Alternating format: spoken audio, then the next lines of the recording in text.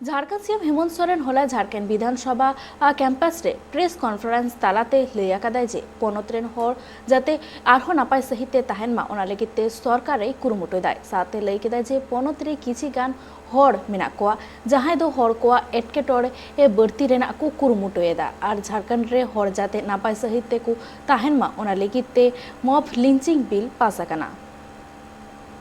समय समय पर बहुत सारी घटनाक्रम हमारे आपके समाज के इर्द गिर्द होता रहता है।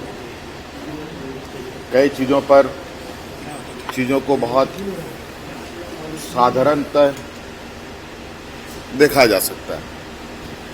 कई घटनाएं कुछ असाधारण तरीके से भी हम लोगों के सामने आ जाता है, आपके सामने आ जाता है, लोगों के सामने आ जाता है। इसीलिए घटना कई प्रकार के हो सकते हैं, अच्छे भी होते हैं, बुरे भी होते हैं और कई संगीन भी होते हैं, आपराधिक भी होते हैं।